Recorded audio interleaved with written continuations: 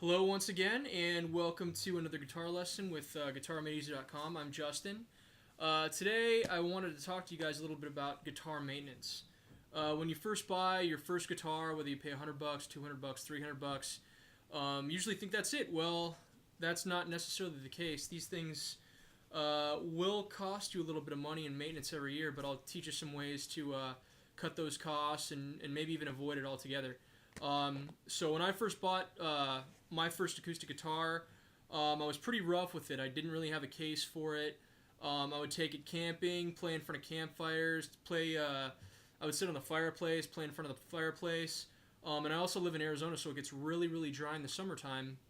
And what happens with these guitars is they're really, really, really picky.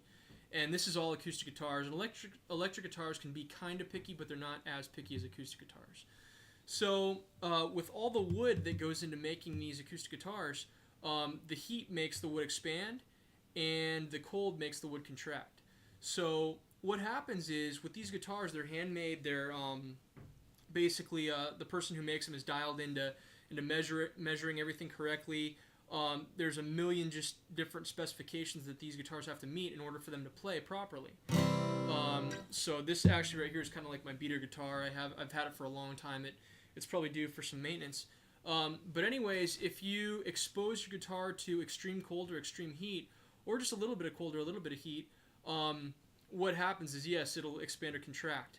And so how you'll know if it's been exposed is some of your notes on your guitar. This one actually is doing okay right now, but right here there's a couple notes that sound kind of twangy. Hear that right there? I'm pushing down pretty hard, and that's all it's given me. And this whole area right here on this G string, and this is pretty common to happen higher up on the fretboard on acoustic guitars. But yeah, it's sounding a little bit twangy. So eventually it'll get to a point, if I don't take care of it, that it'll get to a point where all these notes, these three notes right here, will sound the same, or I really won't be able to hear anything because it'll be so muffled and twangy. So what you got to do is you got to take your guitar down to the guitar shop. They'll file down your the frets on your fretboard. They'll make a truss rod adjustment. In case you don't know, the truss rod is located, I don't know if you can see it, right inside there. It's an Allen wrench goes in there and they make an adjustment, and basically it moves the neck connected to the solid body, or I'm sorry, the hollow body of the guitar. So there's a couple adjustments they make. I teach you how to do it, but it's kind of complicated, really easy to screw up. I used to mess around with mine, and I had to take it in basically to have them fix all the problems that I created. So that's basically it. You get problems like that.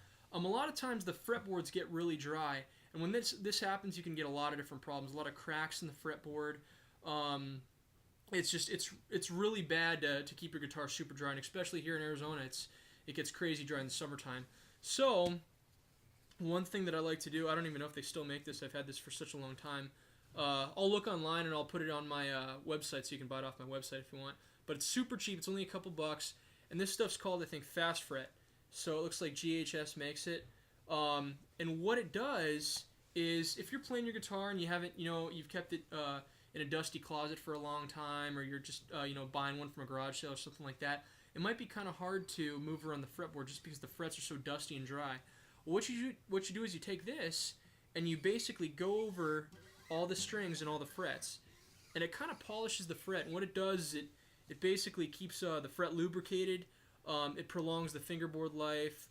It doesn't stain or anything like that. It doesn't get all nasty and goopy.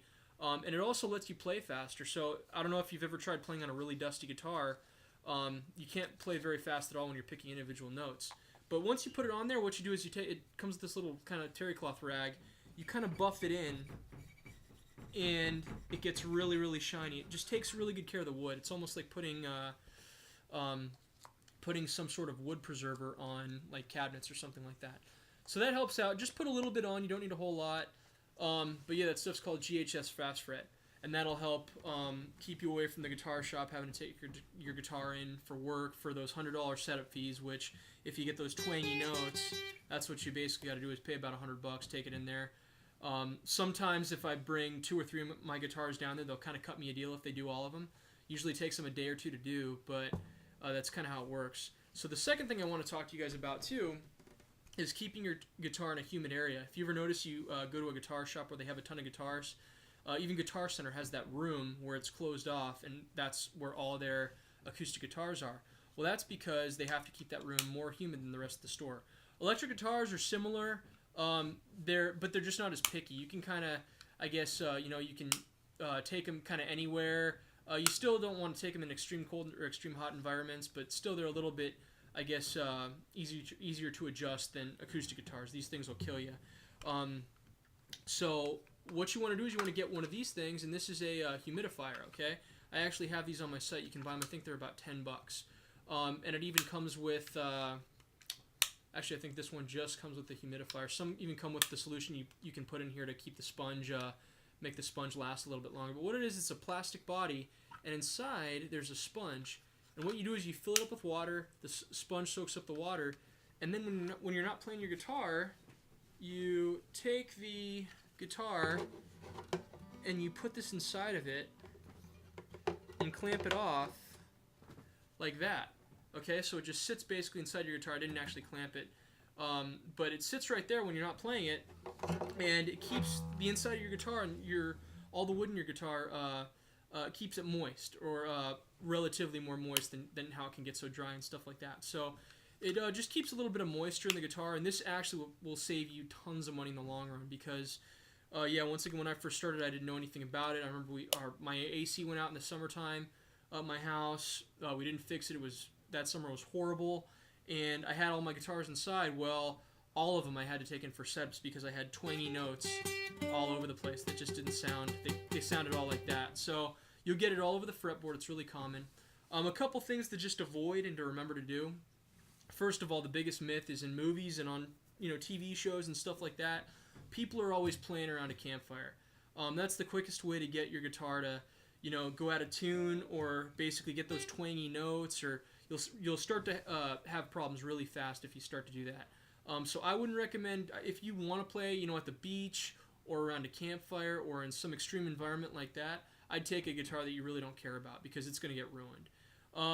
Second of all, you want to keep your guitar in a nice cool area in your house. A nice area, I'd say around 75 degrees, with decent humidity. I actually have a basement, so I keep all my guitars in my basement. If you keep them in an area where there's no fluctuation in temperature, it's going to set you up for success in the long run. You're not going to have to maintain your guitars at all. Since I've kept them in the basement, I haven't had to take my guitars down to the shop at all. So I'm just trying to save you that trip and the money. So keep them in a basement or keep them someplace. I wouldn't keep them upstairs at your house. I'd keep them lower to the ground. If you have an upstairs area or an attic, I wouldn't keep them there. It gets really hot up there. Summertime is really, really rough on your guitars. So just make sure to remember that. Also, keep your guitar in the case as long as you can. If you're learning and stuff, when you first start off, I'd keep it out on a stand just so you can always pick it up and play with it. But if you got a bunch of guitars and they're all sitting around, I would start putting them in cases and put humidifiers on them and just seal them away in the case and keep them out so you can open them up and play them when you want. But at the same time, maintenance is everything, and if you just keep it in the case and keep a humidifier in there, you'll do great. You'll probably never have to take it in to a guitar shop. So that's pretty much about it. I just want to, I remember that one summer I had to pay probably about $500 in guitar repairs, and I learned the hard way. So another one of my lessons, I'm teaching you guys that I unfortunately had to learn the hard way, but you guys are or will reap the benefits. So if you have any questions, let me know. Check out my website, GuitarMadeEZ.com. Buy my ebook. It's 50 pages. It's everything that I've learned in 15 years of playing guitar. And if you have any other questions, let me know. And I will see you guys in the next lesson. Take care.